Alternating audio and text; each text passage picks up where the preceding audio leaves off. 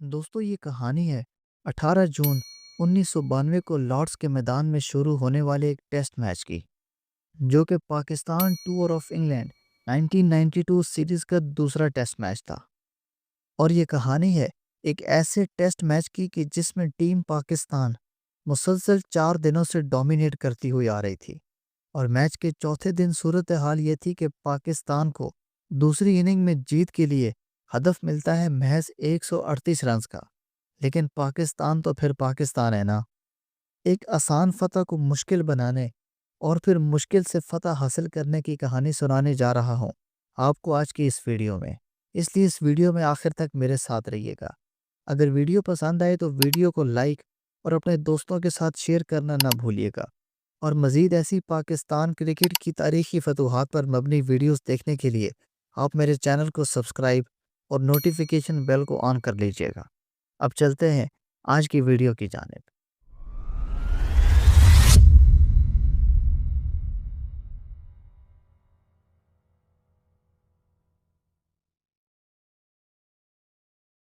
اس match میں جاوید میاں Pakistan team کو لیڈ کر رہے تھے۔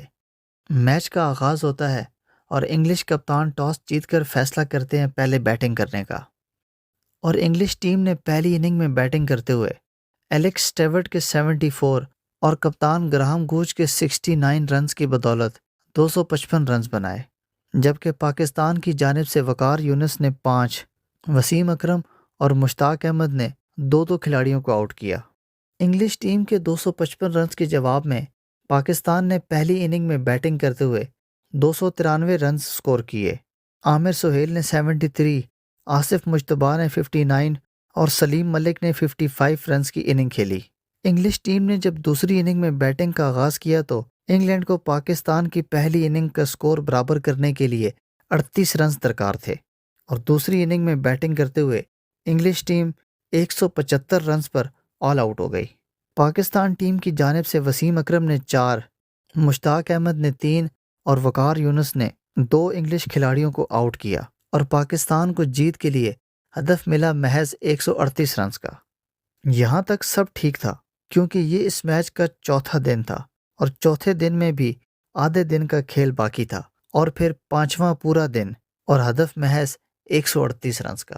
پاکستان ٹیم نے دوسری اننگ میں بیٹنگ کا آغاز کیا اور 138 رنز کا ہدف حاصل کرنے کے لیے عامر سہیل اور رمیز راجہ میدان میں اترے، لیکن پاکستان کا ٹاپ آرڈر بری طرح ناکام ہو گیا، اور رمیز راجہ، آصف مجتبیٰ اور کپتان جاوید میاں بنا کوئی رنز بنائے آؤٹ ہو کر پویلین لوٹ گئے، اور محض 18 کے مجموعی سکور پر پاکستان کی 3 وکٹیں گر چکی تھیں۔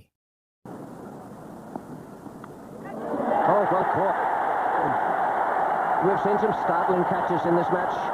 Graham Hick, the man diving away to his... He's out. A little nick, he climbed, maybe left him.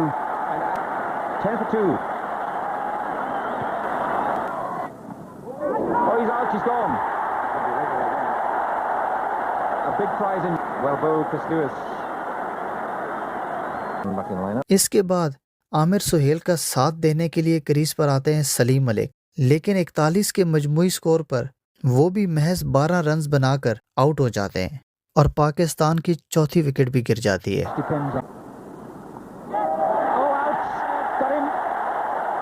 And that was a pretty poor shot, but a useful delivery. What a body blow that is for Pakistan. Salim Malik, their last really experienced batsman out.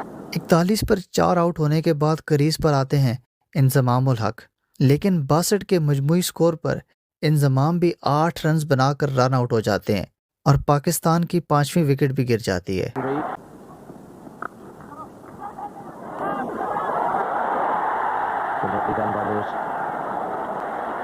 That really was a foolish bit of cricket because Sohail went to what he thought was... 62 per 5 out ہونے کے بعد عامر سہیل کا ساتھ نبھانے کے لیے craze پر آتے ہیں وسیم اکرم، لیکن 68 کے مجموعی سکور پر پاکستان کی 6ٹھی وکٹ بھی گر جاتی ہے، اور عامر سہیل 39 رنز بنا کر بولڈ ہو جاتے ہیں۔ Oh, look how sharply, and he's gone. Tried to kick it off, couldn't, and Salisbury's broken through. Well, trying to drop down on it, watched in horror as the ball spun back onto his stumps.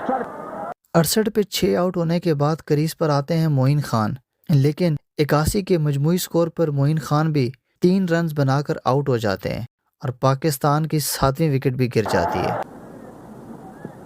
That's well bowled. That is very well bowled. Taken at the City Point. 81 کے مجموعی score پر 7ویں wicket گرنے کے بعد مشتاق Ahmad craze پر آتے ہیں، لیکن 95 کے مجموعی سکور پر مشتاق احمد بھی محض 5 رنز بنا کر آؤٹ ہو جاتے ہیں اور پاکستان کی 8ویں وکٹ بھی گر جاتی ہے۔ Got him. 95 for 8. It just looked with the naked eye that there may have been a little juggle there. Gone. 138 runs کا تعاقب کرتے ہوئے پاکستان کی 95 رنز پر 8 وکٹیں گر چکی تھیں، جبکہ پاکستان کو جیت کے لیے ابھی بھی 43 رنز درکار تھے، اور ایسے میں کریز پر موجود وسیم اکرم کا ساتھ نبھانے کے لیے آتے ہیں وقار یونس۔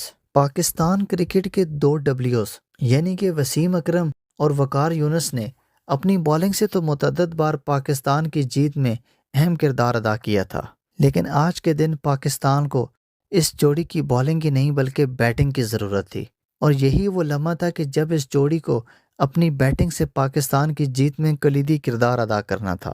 دوستو، وسیم اکرم تو اس سے پہلے بھی ٹیسٹ کرکٹ میں 1 سنچری سکور کر چکے تھے، لیکن وقار یونس نے اس موقع پر زبردست طریقے سے انگلش گیند بازوں کا سامنا کیا، اور یہ جوڑی انگلش بالرز کے سامنے ڈٹ گئی، اور اس مشکل صورتحال میں ان دونوں نے 46 رنز کی ایک میچ وننگ پارٹنرشپ قائم کی اور ایک تاریخی فتح پاکستان کے نام کرنے میں کامیاب ہو گئے۔